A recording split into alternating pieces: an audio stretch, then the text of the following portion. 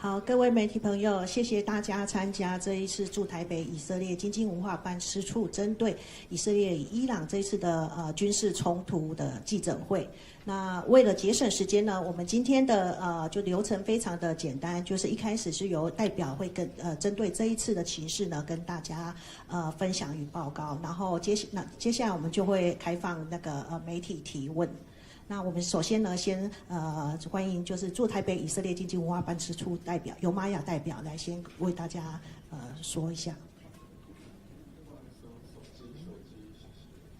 Okay, good morning, and thank you for coming here. I see many familiar faces. This is unprecedented times for Israel, really historical days. During the last 11 days, Israeli air forces has been attacking in Iran non-stop. And at the same time, in Israel, Iranian missiles have been attacking cities and civilians non-stop. This is a scale of destruction that we have not seen ever before, and Israel is in a state of emergency. Israel is a country that was threatened from day one of its existence 77 years ago. Yet now we are facing direct and deliberate attacks on our civilians. My parents, my friends are in shelters. There are no schools, only essential working places are active, and Israeli people are paying a very heavy price. These are historical days not only for Israel and not only for the Middle East, but to the entire international community.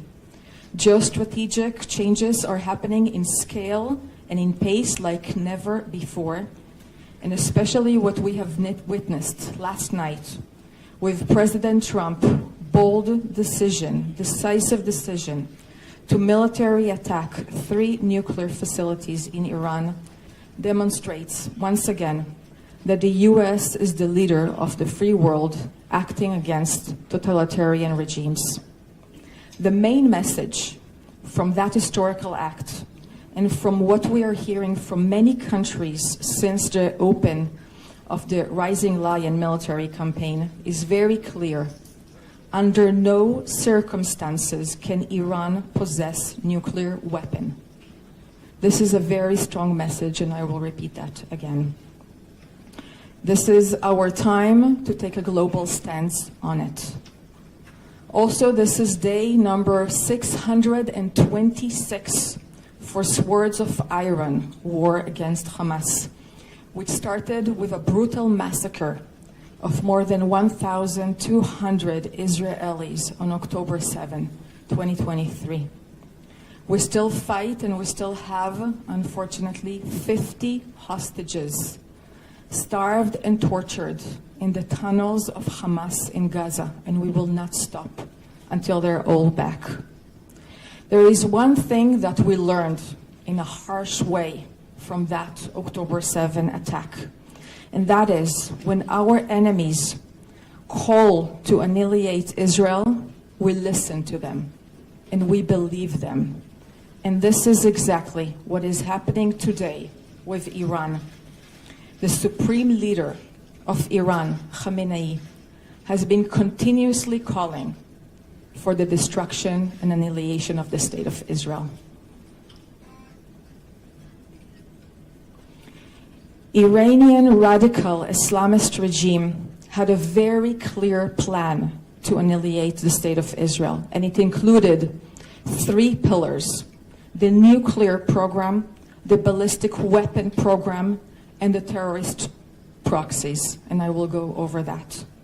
I will not go into the long history of negotiations with Iran about the nuclear program, but I will mention that on June 12th, the day before Rising Lion started, there was a decision made by the International Atomic Energy Agency stating that Iran is in non-compliance to its NPT safeguards. It means that Iran is the only country in the world that is having highly enriched uranium for 60% There is no justification for having that level of highly enriched uranium for peaceful purposes. Now, the amounts of that highly enriched uranium are sufficient for 9 atom bombs. And what is most alarming is that a third of that amount was reached and accelerated only during the last 3 months, which means that there was a very quick running of acceleration of enrichment. Now, what happened during the last 3 months? There were negotiations between the US and Iran, which means that in parallel to those negotiations, Iran was actually accelerating its nuclear enrichment and weaponization plans. The second part is the ballistic missile program. Iran is already having thousands of missiles, and we know because we feel them now every day. But on top of that, they had a plan to accelerate to have 10,000 missiles within 3 years until 2027. It means that they were going into massive build-up, into really drastic increase of production. Now, what we're seeing today in Israel are missiles with 200 and 500 tons of explosive. This is like, imagine bus full of explosive flying into a city center. This is what we're experiencing right now. And this is an existential threat for Israel. We are such a small country, much smaller than Taiwan. To have that type of threat with 10,000 missiles being built against us is something that no country in the world can have. The third pillar of the plan of annihilation by Iran was the terrorist proxies, and you all know their names by now: Hamas, Houthis, Hezbollah. They have been financing, training, guiding them, providing weapons. We know that the mastermind before October 7 was really Iran, and the executor was actually Hamas. Now, what Iran planned for 2027 was to activate a ring of fire around Israel, having the same model that we saw on October 7, which means ground invasion for multiple fronts in addition to missile attack. Again, this is something that is existential threat to us. So what we have seen during the last few months is something that we have not seen in the last 2 decades. And that is a very fast running forward in both nuclear and ballistic missiles. So the decision, knowing all of that, was very clear. And we had no other choice. For us, defending our country is something that we must do.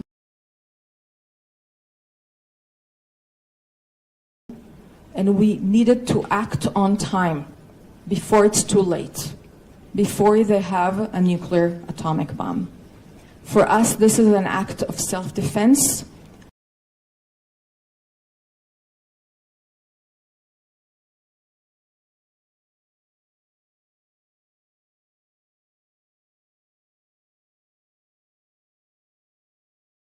And we must do it to secure our future.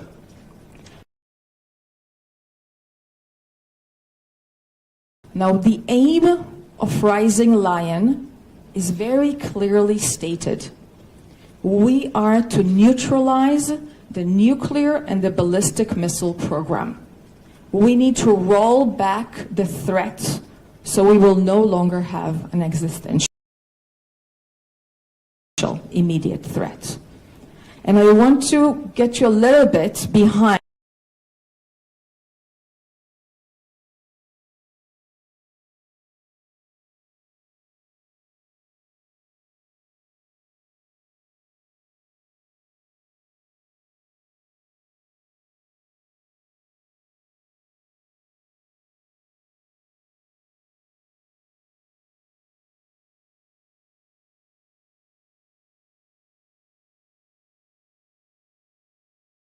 behind our line of thoughts when we're going into the military choosing of the targets.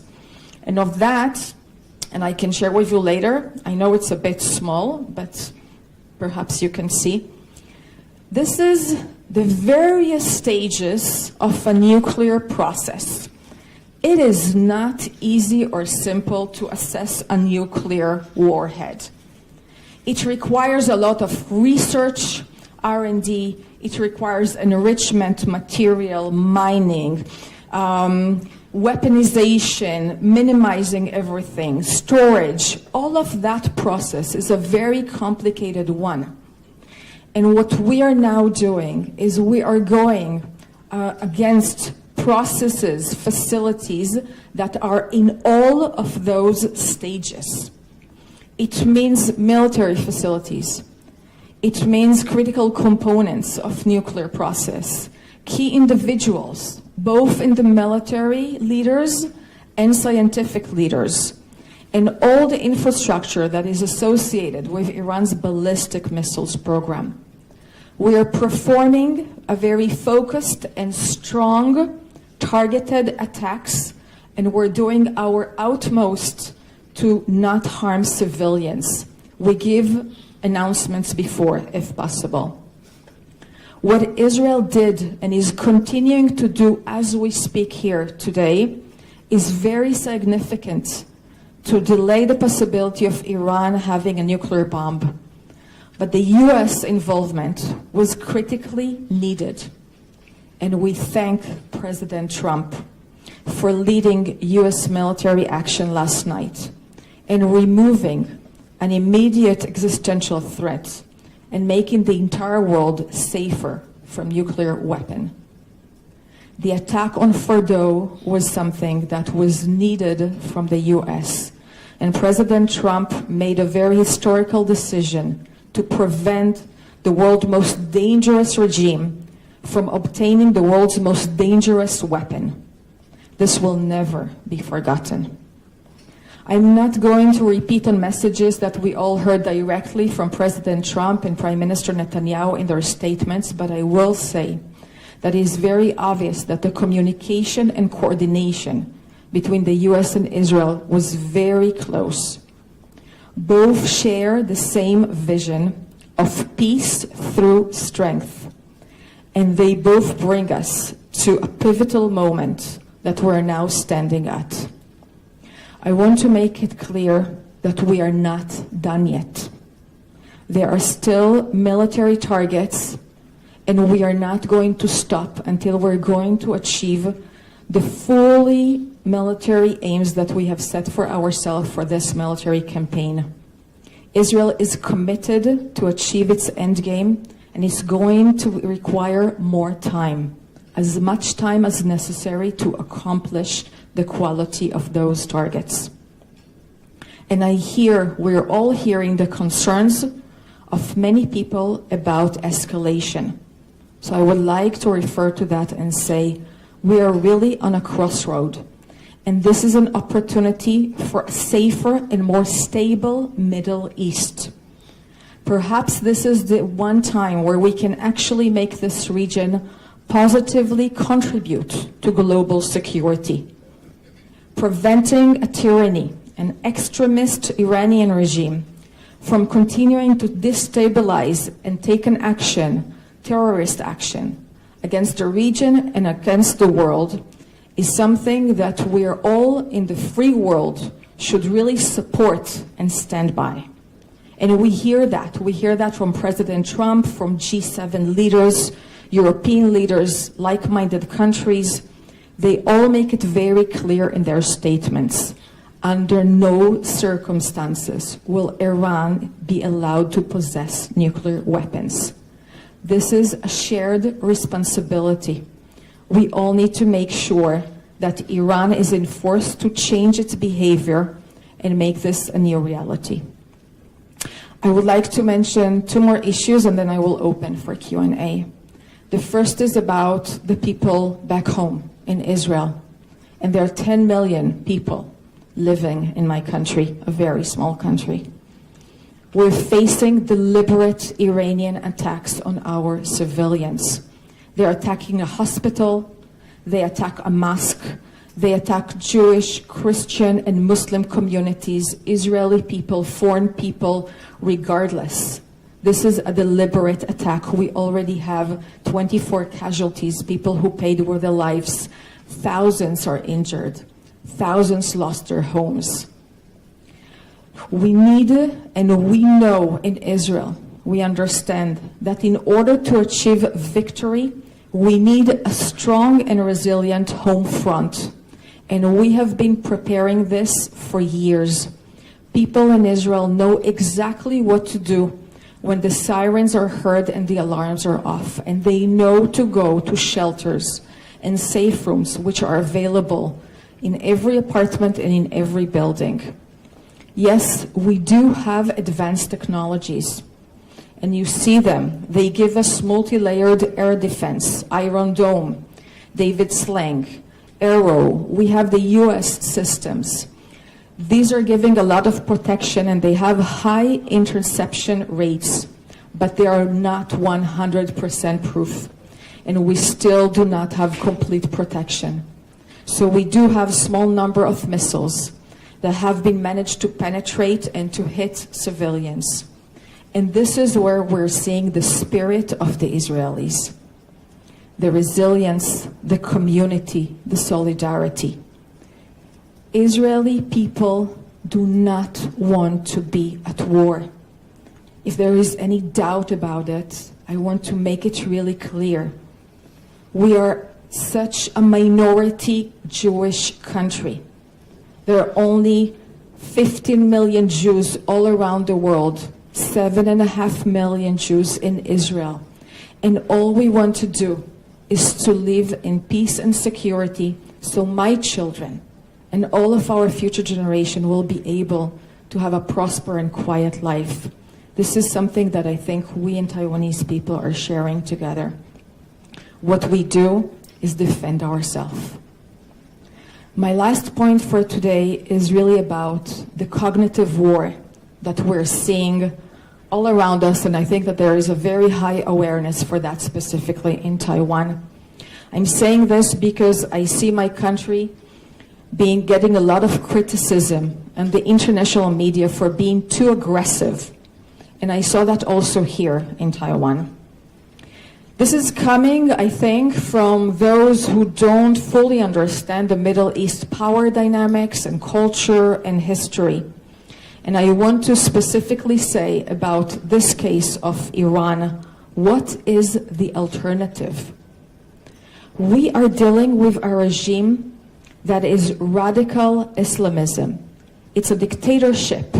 This is the most repressive government in the world. Everything that you know about Taiwan's way of life, about Taiwan's vibrant democracy, is not existing in Iran. No women's rights, no LGBTQI, no freedom of press, no freedom of speech.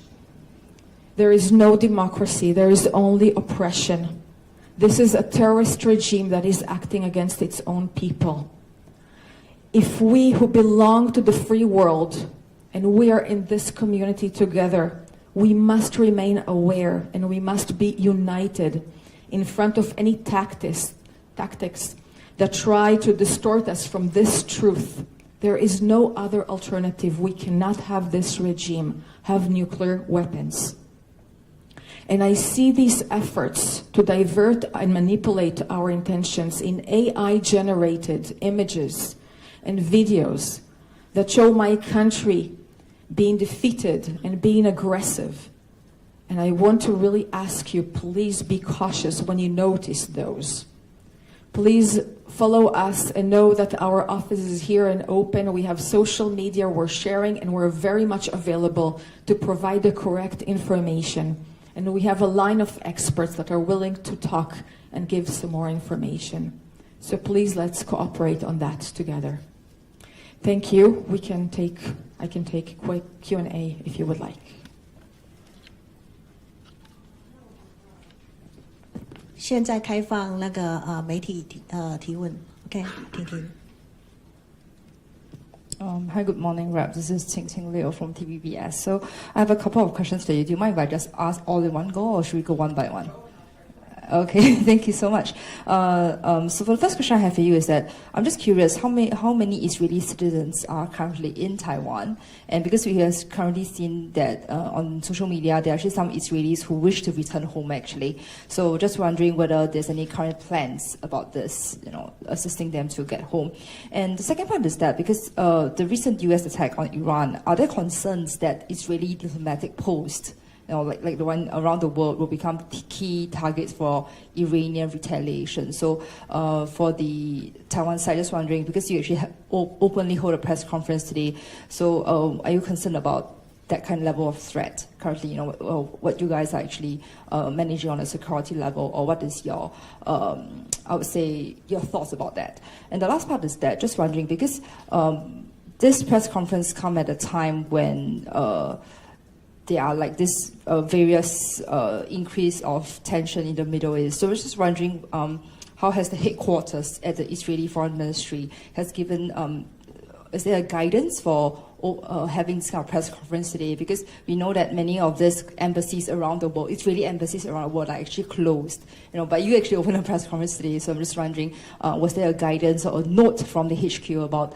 what kind of message this press conference wants to show to the world? Thank you. Thanks. There are currently about 100,000 Israelis abroad who are requesting to return back to Israel. This has been the case for the last 10 days since our airspace has been closed, and we are seeing a decrease in the amount of flights. I will say on that land borders and maritime borders are still open, and people are coming and leaving through them. And we're slowly returning into having more flights to come back to Israel with Israeli airlines. To the best of my knowledge, there are not Israelis here in Taiwan that have requested to return to Israel.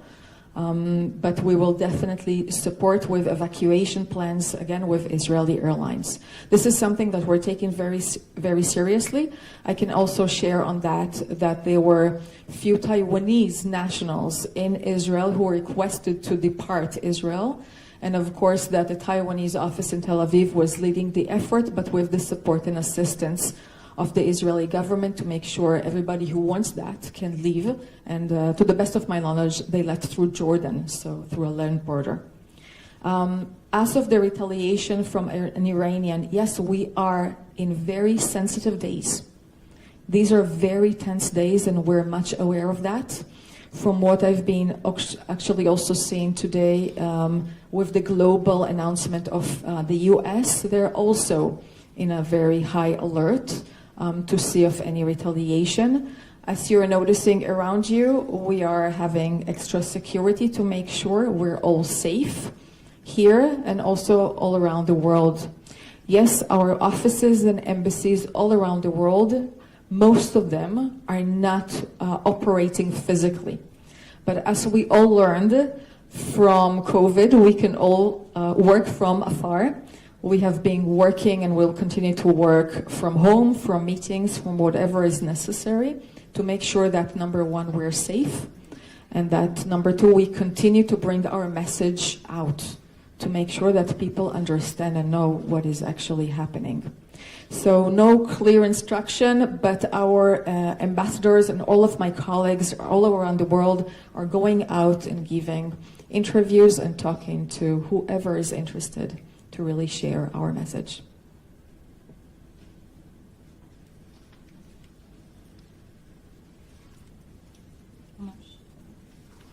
Wenyi Lee with the Reuters. So I have a question on, are there any lessons in social resilience Taiwan can learn from Israel, especially on how to protect its civilian population from missile attacks? And do you see is Taiwan as well prepared as Israel to protect its civilian population from air attack? The second one is, do you see whether Taiwan is as well prepared as Israel to protect its civilian population from air attack? Okay, thank you.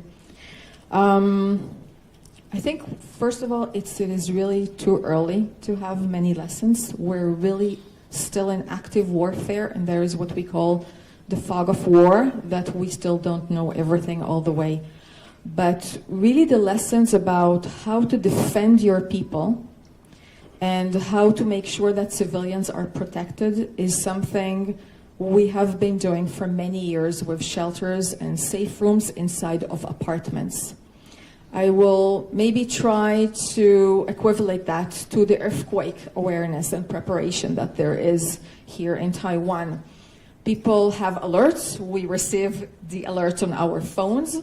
People know exactly what they're supposed to do when there is an earthquake, and they act accordingly. This is done from schools, from children. They're being educated to that, and you have very good standard for building to make sure that they will not collapse and that they will stand. So the same standard has been in Israel for more than 30 years now about safe rooms. Since unfortunately this is not the first time that we're seeing missiles attacks, I can share personally, I was in 1991 during the first Gulf War when we had missile attacks coming from Iraq towards Israel, and we were all in safe rooms. Back then it was updated into the criteria of buildings. I think that we always have what to learn, and we always have how to improve and how to bring awareness for the people to make sure that they are, after 11 days, they continue to keep the same standards and they go to the shelter, although it's happening 3 times at night and they're not sleeping and they're tired of that. Perhaps one more thing that we can see lessons is how Israel is being assisting to foreign nationals in Israel during emergency. This is something very important for many countries. We see that. Each country is really caring and worried about their own nationals. And we are taking that very closely into heart and facilitating as much as possible, including information and physical assistance. Perhaps this is something that we can also share. As for Taiwan, I see that there is a lot of awareness, willingness, and actual work. During my last 2 years here, I've been noticing many drills that have been going on, and I think that there is a concentrated effort to improve on preparation. Yeah.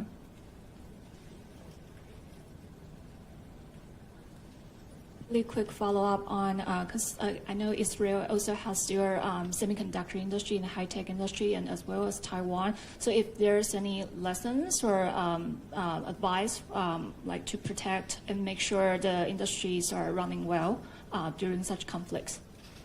Okay. Well, the first thing I will say is that our economy for now, for the short immediate term, it is paying a price. Okay, this is not days as usual. As I was saying, schools are not open. We have home front command that gives us instruction. It means that non-essential workplace are not open.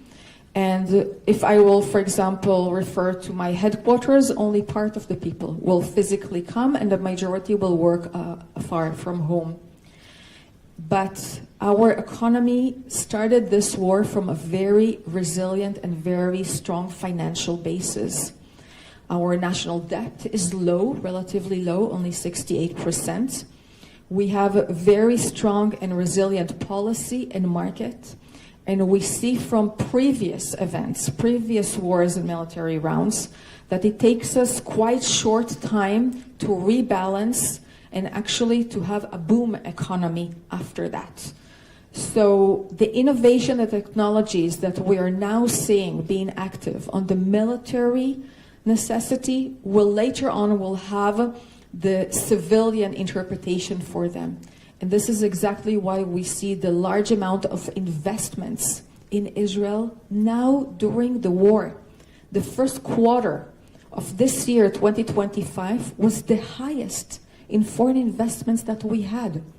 This is a show of really strong support and belief in the Israeli system. Maybe this is to say, come and invest in Israel. But I also want to say, I was talking about this pivotal historical moment we're standing at, of really all opportunities in the Middle East can change. And when we're looking on that, we're actually looking also on trade relations with our newly neighbors. Because we're really hoping for trade relations not only with Asia, with Taiwan, with Europe, with the United States, but also in our region.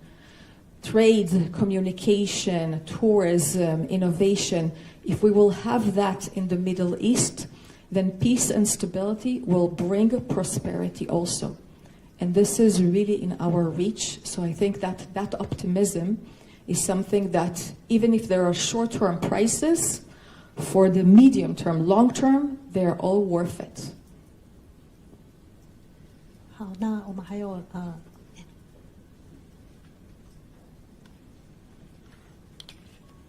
Good morning, Representative Maya. First of all, I hope your family back home safe and sound.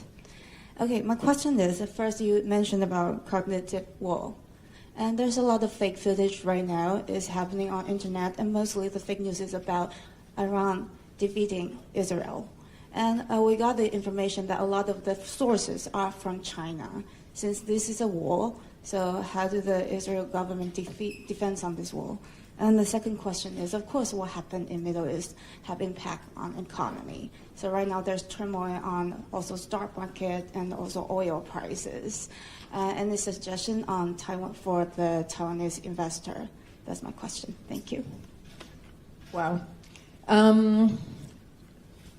I'll share that in one of the mornings this week when I opened my Instagram, there was a real video showing fire all over the city in Israel.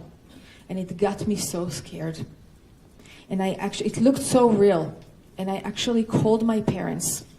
And they came out of the shelter and they were taking their own, mobile phone and just putting like this and showing me everything is okay. There is nothing like that fire happening in reality. And I think that was the moment when it dropped me, how severe this cognitive war is becoming with AI-generated images and videos. We do not know what is true and what is not. And it is very difficult to observe that. Yes, you are correct that there are new narratives that are coming from certain countries. We are following that. We can take care of that in Israel. I think this is the responsibility of each country to make sure how people are educated and they know to differentiate. And I think that it was Fact Check here in Taiwan that was doing a good job on that day to really target some of those images.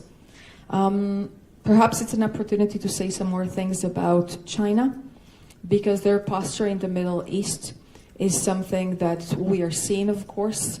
I think that they keep relations with many players in the region. They have economic and trade interests.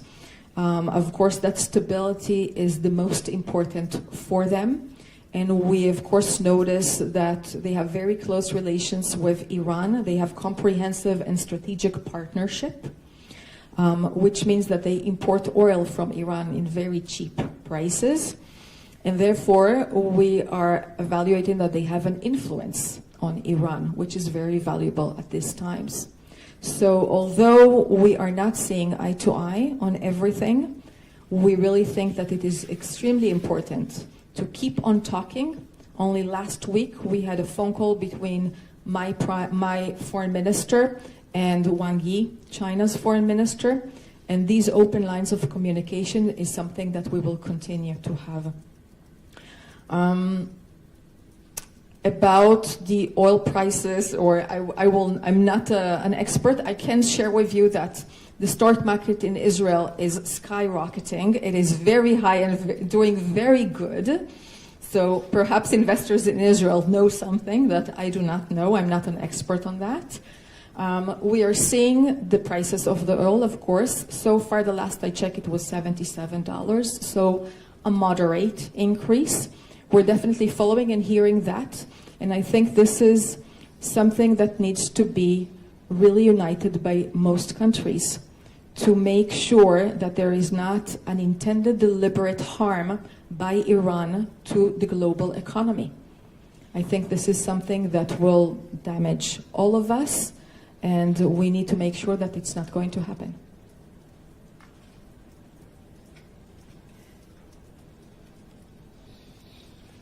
Sorry, just a follow-up question on China, because you mentioned earlier. Just wondering, because the Chinese MFA just condemned the U.S. strikes on Iran, calling for ceasefire and talks. And actually, the Chinese, just to quote them, they actually said that the U.S. attack on Iran damages U.S. international diplomatic credibility. Just wondering what's your thoughts on that? Well, I will let my American colleagues also comment on that later, if they would like. I will say that from our side, and I think that this is something that is really shared, but everyone who do not want to see extremist totalitarian regimes in our world, we need to be united on this. And I think this is what we have seen President Trump really leading this and making sure that we will weaken Iran and we will make sure that they will not possess nuclear weapons. 那还有没有媒体朋友有问题的？ Hi, just to follow up on, so Israel has a formidable, really powerful and time-and-so capability with its Iron Dome, and then and other systems. So just wondering, have Taiwanese officials asked you about this system and this technology, and is this something that, some kind of technology that Israel could share with Taiwan? We have been having closed doors talks with Taiwan on everything that we see of mutual interest. 还有媒体朋友吗？有吗？那Just to thank you again for coming and for being interested in what is happening on the other side of the world. I must take again this opportunity and mention that we are still having another fight still ongoing against Hamas with 50 hostages being held. Only yesterday we retrieved 3 bodies of hostages from there, coming from intelligence efforts. So we are hoping for their return, and please know that our office is here and always available if you have any more questions or requests. Thanks. 那我们今天的记者会就到现在结束，谢谢大家。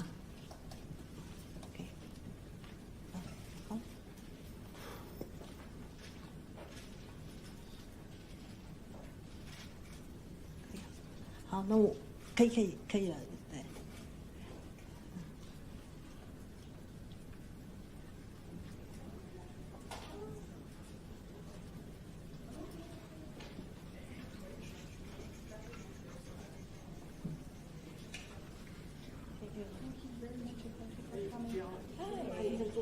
做其他的